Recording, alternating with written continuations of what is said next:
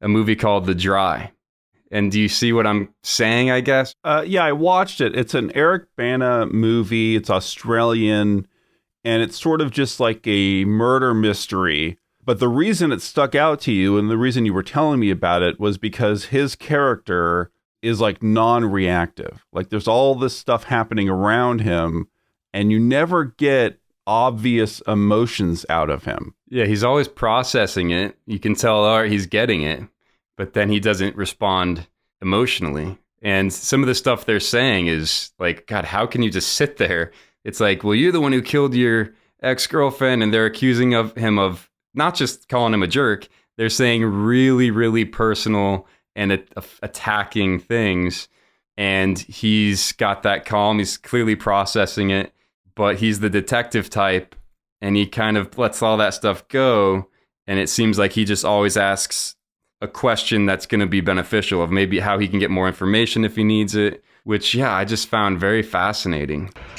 You going up for a quickie, are you? Now, you want to be careful, Gretch. Birds that hang around with this fella tend to end up dead. Oh, thanks, Grant. Glad you have my back. Back, front. I'm going to say you are looking real fancy tonight. That dress beautiful. That for him. Geez, I hope you appreciate it, Faulk. Can I help you with something, mate? Yeah, that you asked you can. Why don't you fuck off back to where you come from? What happened here has got nothing to do with you. Nothing.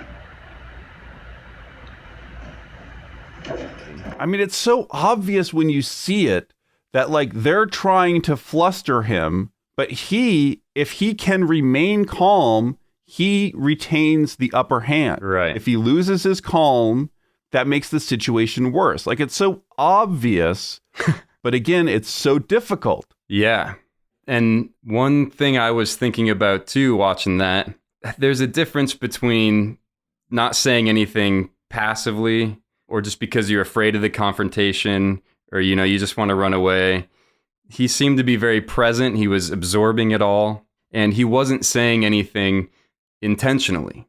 And I feel like that seems like the same thing, but it's so important that he's not like scared to respond like he clearly could, but he's intentionally either not responding or intentionally doing whatever he wants to do. That was something that hit me hard as well. It's like, well, if you're passive and you let people walk all over you, you know, you're building resentment and you're not expressing yourself, and that doesn't feel good. But if you're intentional, like maybe you decide, all right, I've told this person not to do this. I'm going to just look them in the eyes and not say anything. And that's on purpose. And that feels a lot better than just kind of ignoring them and walking away, because you're doing it on purpose. Yeah, it sounds a lot more attractive to potential investors, Grant. What do you reckon? Fuck you, and fuck you, Faulk, right? Grant. Don't say my name like you know me. You don't fucking know me. You never fucking know me, Faulk. You don't know me. Stop saying my name like that.